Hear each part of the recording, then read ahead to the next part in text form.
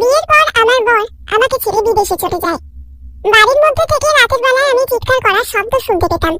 একদিন আমার শাশুড়িকে আমি বলি যে রাতে আমি চিৎকারের শব্দ শুনতে পাই। তখন শাশুড়ি বলেন ননদের ঘরে শুয়ে পড়তে। শাশুড়ির কথা মতো একদিন যখন আমি ননদের ঘরে শুয়েছিলাম, তখন আমার ননদ, আমি আমার বাবা মায়ের একমাত্র সন্তান ছিলাম। যখন আমি জন্মেছিলাম তখন আমার পরিবারে অনেক উৎসব পালন করা হয়েছিল। সবাই বলেছিল পরিবারে লক্ষ্মী এসেছে। এখনো পর্যন্ত আমাদের পরিবারে শুধু ছেলেই ছিল, কোনো কন্যা সন্তান ছিল না। আমি আমার পরিবারের প্রথম এবং একটি মাত্র কন্যা সন্তান ছিলাম। আমার নাম আমার ঠাকুরমা খুব শখ করে সোনাম রেখেছিল। যখনই আমি একটু বড় হই তখনই সবাই আমার বিয়ে নিয়ে কথা বলতো। আমারও ভালো লাগতো তাদের কথা শুনে। তারা আমার জন্য অনেক পুতুলও নিয়ে আসতো, আর আমার ঠাকুরমা সেই সব পুতুলের নাম রাখতো সোনাম।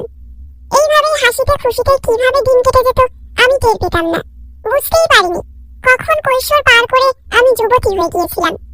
যুবতী হতে না হতেই বাড়ির সবাই আলোচনা করতে শুরু করে যে সোনামের বিয়ে অনেক ধুমধাম করে দিতে হবে। আমার ছোটবেলা থেকেই খুব শখ ছিল আমার বিয়ে যেন গ্রামেই হয়, কারণ শহরের জীবন যাপনে আমি বিরক্ত হয়ে গিয়েছিলাম।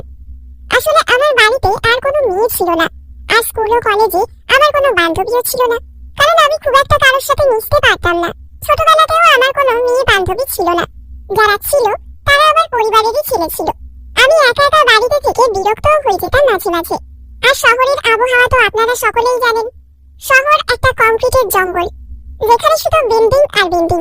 সেই জন্য আমি চাইতাম আমার বিয়ে গ্রামে হোক, যাতে আমি গ্রামে খোলা বাতাসে থেকে নিজের জীবন কাটাতে পারি। আমার আরো একটা স্বপ্ন ছিল, বিয়ের পর আমার এমন একজন ননদ থাকবে যে অবিবাহিত হবে। তাহলে বিয়ের পর আমি একজন বন্ধু তো পাবো। আমার বিয়ে নিয়ে আমার অনেক স্বপ্ন ছিল।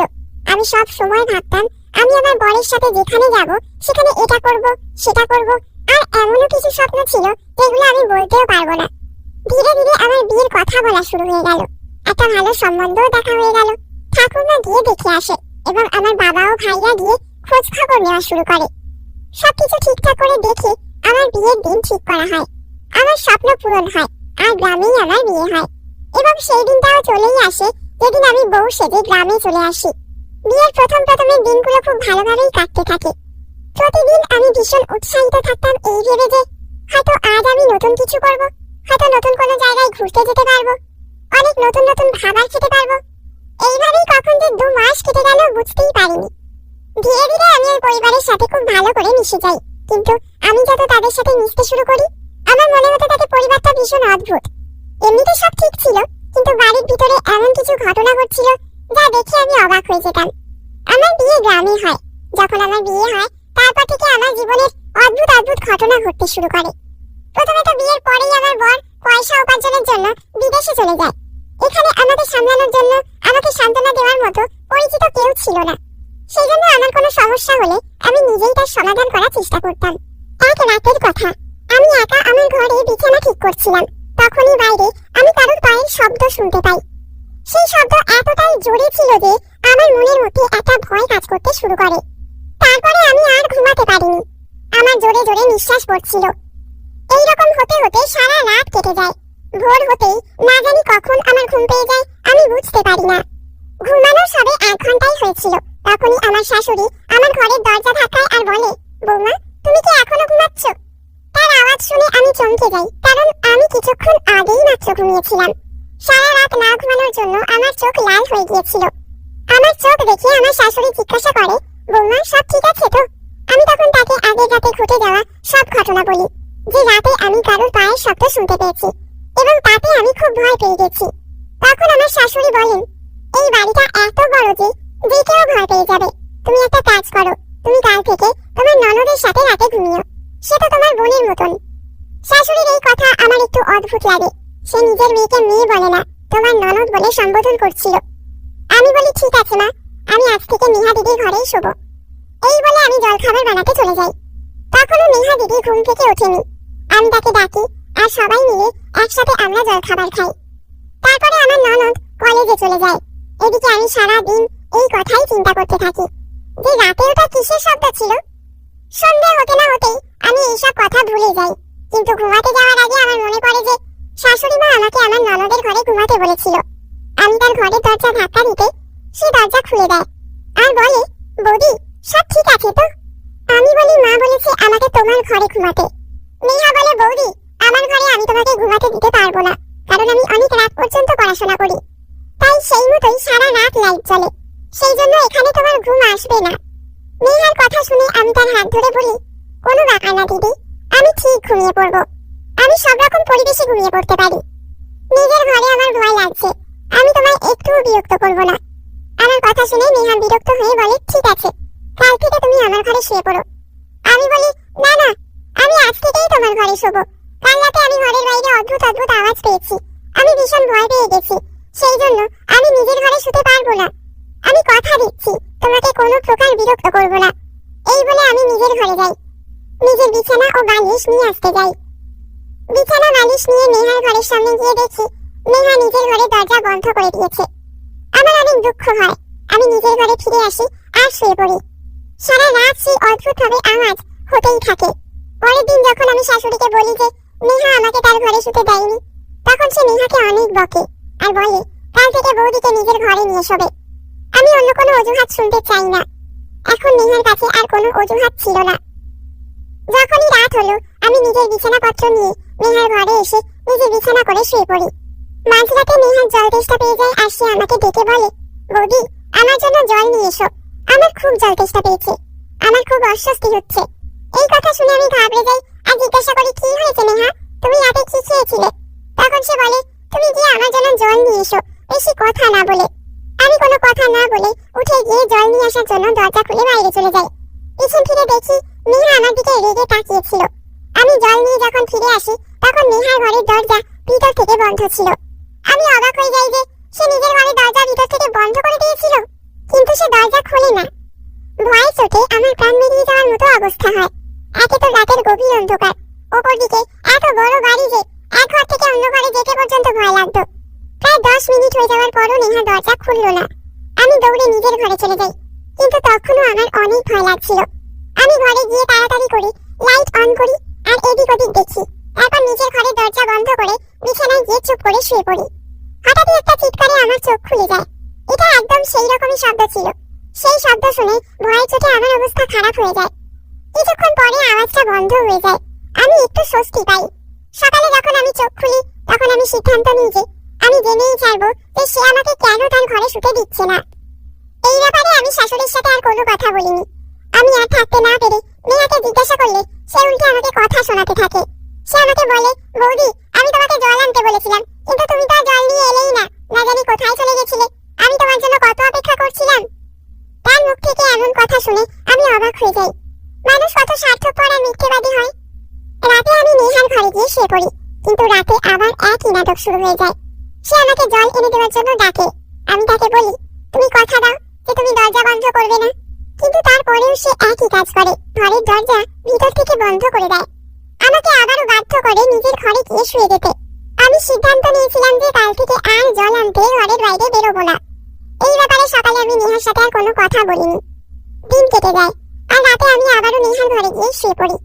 রাত 2:30 বাজলে নেহা আমাকে ডেকে বলে, বৌদি আমার অস্বস্তি হচ্ছে, আমার জন্য জল নিয়ে এসো। কিন্তু আমি চোখ খুলিনি, আমি ঘুমিয়ে থাকার নাটক করি।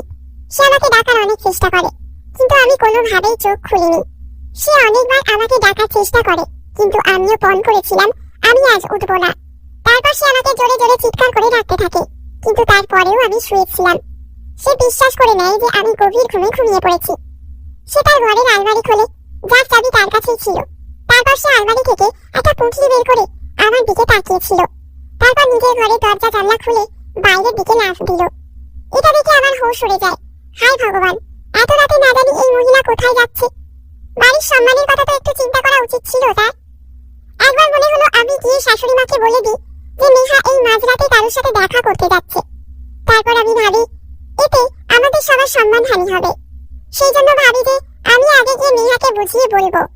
আমি বিছানায় শুয়েছিলাম, সেই সময় আবারও জানলা খোলার আওয়াজ হয়। আমি অনেক ভয় পেয়ে গেছিলাম। আমি চুপ করে শুয়ে থাকি। আমি দেখি যে নেহা সেই জানালা দিয়ে আবার ঘরের মধ্যে ঢুকে পড়ে। সে জানালা আর আলমারি বন্ধ করে, আলমারি চাবি নিজের কাছে রেখে দেয়। এইসব দেখে আমি হয়রান হয়ে ভাবি যে নেহা তো অনেক বাহাদুর মেয়ে। এখন আমি বুঝতে পেরেছিলাম যে জল নিয়ে আসার অজুহাতে কেন সে আমাকে ঘরের বাইরে পাঠাতো। আমার মাথায় একটা বুদ্ধি আসে যে পরের দিন নেহার ঘরে শোয়ার আগে খুব কড়াভাবে বারণ করে দেব যে মাঝরাতে জল আনার জন্য আমাকে ডাকবে না। আর আমি আগে থেকেই জল ভরে এনে টেবিলে রেখে দিয়েছিলাম। তার কাছে আর কোনো অজুহাত ছিলই না। সেই রাতে সে আমাকে আর ডাকেনি। মাঝরাতে সে বিছানা থেকে উঠে আলমারিতে উঁকি মারতে শুরু করে, আর আমি ঘুমানোর নাটক করতে থাকি। সে আবারও আগের দিনের মতো কাজ করে, জানালা খোলে আর বাইরে লাফ দিয়ে দেয়। আমি হয়রান হয়ে যাই। এখন আমি আর সবুর করতে পারছিলাম না। সেই জন্য আমিও বিছানা থেকে উঠে নেহার মতো জানালা দিয়ে লাফ দিয়ে দিই। জানলাটা খুব উপরে ছিল না, জানলাটা বাড়ির পিছন দিকে হওয়ায় খুব একটা খোলা হতো না। নেহা খুব জোরে জোরে হাঁটছিল, আমিও তার পিছনে পিছনে চলছিলাম। আমার অনেক ভয়ও লাগছিল। তারপর ভাবি, আমার ননদ যখন এত বাহাদুরি দেখাচ্ছে, তখন শুধু শুধু আমি ভয় পাচ্ছি কেন? আর তাছাড়া আমি তো সত্যিটা জানতে চেয়েছিলাম। কিছুক্ষণ পর নেহা পিছনে ফিরে দেখে, কিন্তু ভগবানের অশেষ কৃপায় সে আমাকে দেখতে পায়নি। সেখানে একটা কবরস্থান ছিল। নেহা তার ভিতরে চলে গেল, আর সেখানে গিয়ে সে মাটি খুঁড়তে শুরু করে। তাকে এমন করতে দেখে আমি উল্টো পায়ে ফিরে আসি। আমি ভাবতে থাকি, নেহাকে কিভাবে সামলাবো। এই ভাবতে ভাবতে আমার মাথায় একটা বুদ্ধি আসে। আমি নেহার কাছ থেকে সমস্ত সত্যিটা জানতে চাইছিলাম। ঘরের বাকি দরজা বন্ধ থাকে, সেই জন্য যাতায়াত করার জন্য নেহার কাছে শুধু ওই জানলার পথই খোলা ছিল। আমি সেই জানলাটা ভেতর থেকে বন্ধ করে দিই আর নিজে গিয়ে সেখানে বসে যাই। আমি নেহার ফেরার অপেক্ষা করছিলাম। প্রায় 1 ঘন্টা পর নেহার ফেরার শব্দ শুনতে পাই। নেহা খুব নিঃশব্দে জানলা খোলার চেষ্টা করে, কিন্তু জানলা তো ভিতর থেকে বন্ধ। তারপর আমি ভিতর থেকে বলি, নেহা, আমি তোমার সত্যিটার কিছুটা আন্দাজ পেয়েছি, কিন্তু যতক্ষণ না তুমি পুরো সত্যি কথা বলছো ততক্ষণ আমি জানলা খুলবো না। আর সকাল পর্যন্ত তুমি বাড়ির বাইরেই থাকবে। বাড়ির লোক তোমার ব্যাপারে কি ভাববে সেটা তুমি নিজেই চিন্তা করে নাও। আমার কথা শুনে নেহা রেগে গিয়ে বলে, বৌদি, তুমি কি পাগল হয়ে গেছো?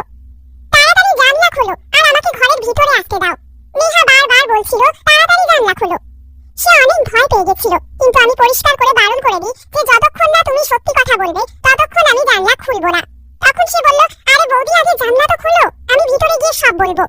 এখন সে আমাকে অনুরোধ করতে শুরু করে। আমি তাকে দিব্যি দিয়ে জানলা খুলে দিই আর বলি, এখন আমাকে সব সত্যি কথা বলো। তখন সে আমার দিকে রেগে তাকিয়ে বলে, বৌদি, ভগবানকে একটু ভয় পাও, আমার উপর সন্দেহ করছো? আমি আমার পরিবারের সম্মান নিয়ে যথেষ্ট সচেতন, আমি কোনো ভুল কাজ করতে যাইনি। এই বলে সে আলমারির কাছে যায় আর আমি তার হাতে থাকা পুঁটলিটা দেখার জন্য তার হাত থেকে সেটা ছিনিয়ে নিই আর বলি, প্রথমে আমাকে সব কথা বলো, না হলে আমি মাকে গিয়ে সব বলে দেব। আমার ধমকিতে সে একটু ভয় পেয়ে যায়। তারপর বলে, আচ্ছা বৌদি, বসো, আমি তোমাকে সব কথা বলছি। এই বলে সে সব ঘটনা বলতে শুরু করে। যখন মেডিকেল কলেজে আমার প্রথম দিন ছিল, তখন সেখানে কিছু ছেলে আমাকে বিরক্ত করার চেষ্টা করে। আমি ভীষণ ভয় পেয়ে গেছিলাম। ব্যাস, আমার সেই ভয় পাওয়া চেহারা দেখে জমিদারের ছেলে আমাকে পছন্দ করে আর সে আমার পিছনে পড়ে যায়। আমি তার থেকে বাঁচার অনেক চেষ্টা করেছি, কিন্তু সে কিছুতেই আমার পিছন ছাড়ে না। একদিন আমি তাকে অনেক অনুরোধ করতে থাকি যে ভগবানের দোহাই, আমার পিছন ছেড়ে দাও, আমাকে বিরক্ত করো না। আমি আমার পরিবারের সম্মানের কথা অনেক চিন্তা করি। সে বলে, ছেড়ে দেব, কিন্তু তার আগে আমার সাথে একবার দেখা করতে হবে, যাতে সে আমাকে প্রেমের প্রস্তাব দিতে পারে। সে বলে, যদি আমাকে ভালো না লাগে তবে বলে দিও, আমি আর কখনো দ্বিতীয়বার তোমাকে বিরক্ত করব না। আমি তার কথা মেনে নিই। সে আমাকে যেখানে দেখা করতে বলে আমি সেখানে দেখা করতে চলে যাই। সেটা অনেক বড় হোটেল ছিল, যেখানে প্রায় 100-200 লোক বসে থাকতো। সেই জন্য ভয় পাওয়ার কোনো কারণ ছিল না। আমি নিশ্চিন্তে সেখানে চলে যাই। সে দ্বিতীয় তলায় আমাকে ডেকে পাঠায়, কারণ প্রথম তলায় অনেক ভিড় ছিল। যখন আমি ওপরে গেলাম, সেখানে গিয়ে দেখি পুরো হল ফাঁকা। আমি একটু ভয় পেয়ে যাই। আমি জিজ্ঞাসা করি, কোথায় নিয়ে এসেছো আমাকে? এখানে তো কেউ নেই, পুরো হলটাই বুক করে নিয়েছো নাকি? সে বলল, হ্যাঁ। সে মুচকি হেসে আমার দিকে এগিয়ে এসে আমার সাথে অসভ্যতা করার চেষ্টা করে। আমি তখন তার গালে এক চড় মেরে দিই। সে আমাকে তার দিকে টেনে নিতে চায়। তখনই অদ্ভুতভাবে ভগবানের দূত হয়ে একজন আসে। সে আমাকে জমিদারের ছেলের হাত থেকে রক্ষা করে। আমি তাকে ধন্যবাদ জানাই। আমার চোখ থেকে জল বেরিয়ে পড়ে। না জানি জমিদারের ছেলে আমার সাথে কি নোংরা কাজ করতে চেয়েছিল। তারপর আমি বাড়ি ফিরে আসি। 3-4 দিন পর আমি জানতে পারি সেই ছেলেটাও আমাদের কলেজেই পড়ে। সে জমিদারের ছেলের ব্যবহার সম্পর্কে জানতো, সেই জন্য সেই দিন সে আমাদের পিছন করছিল। তার নাম ছিল সুরজ। আমি তার সাথে দেখা করে তাকে ধন্যবাদ জানাই। সুরজকে আমার ভালো লাগতো এই কারণে যে সে বাকি ছেলেদের মতো ছিল না। সুরজের কথা জমিদারের ছেলে বিশাল জানতে পারে। সে ভীষণ শক্তিশালী ছিল। সে সুরজের ক্ষতি করতে শুরু করে। আমার কাছে যদি ক্ষমতা থাকতো তবে আমি বিশালকে প্রাণে মেরে ফেলতাম। এইভাবে 1 বছর কেটে যায়। প্রফেসর আমাদের মানুষের হাড়ের কঙ্কাল বানাতে বলে আর বলে এটার ব্যাপারে কেউ জানতো না। সুরজ অনেক চেষ্টা করেছিল, কিন্তু কলেজের বাইরের বিশালের ক্ষমতার প্রভাব ছিল অনেক বেশি, যার ফলে সুরজ হার মেনে যায়। সেই জন্য আমি সিদ্ধান্ত নিই যে আমি তাকে সাহায্য করব, কারণ আমার বিপদের সময় সে আমাকে সাহায্য করেছিল। আমি পুরনো কবরস্থানে খোঁড়া শুরু করি আমাকে কেউ একজন বলেছিল যে পুরনো কবরস্থানে মানুষের পুরনো হাড় পাওয়া যায়, কিন্তু দিনের বেলা তো আমি এই কাজ করতে পারবো না। সেই জন্য দিনে আমি সেই জায়গাটা দেখে এসে রাতের বেলা সেখানে যেতাম। কিছু অবশিষ্ট জিনিস বাকি ছিল যা আমি আজকে আনতে গেছিলাম। সে আমাকে নিজের পুটলি খুলে দেখায়, আমি হয়রান হয়ে যাই। আমরা আবারও বিছানায় শুয়ে পড়ি। সে বলে যে কথা দাও, এই কথা তুমি কাউকে বলবে না। আমিও তাকে কথা দিই, ননদের পড়াশোনা শেষ হলে আমি নিজের চেষ্টায় নেহা আর সুরজের বিয়ে দিতে দিই। কারণ যারা সত্যি একে অপরকে ভালোবাসে তাদের মধ্যে বাধা হয়ে দাঁড়াতে নেই কখনো। আমার এই সিদ্ধান্তে আমার বড় আমার সাথী ছিল। আমরা একসাথে মিলে তাদের দুজনার বিয়ে দিতে দিই, আর তারা এখন নিজেদের সংসারে অনেক খুশি। প্রতিটা গোপন রহস্যের পিছনে যে সবসময় খারাপ কিছুই থাকবে এমনটা তো নয়, কখনো কখনো ভালো কিছুও তো থাকে। ধন্যবাদ বন্ধুরা।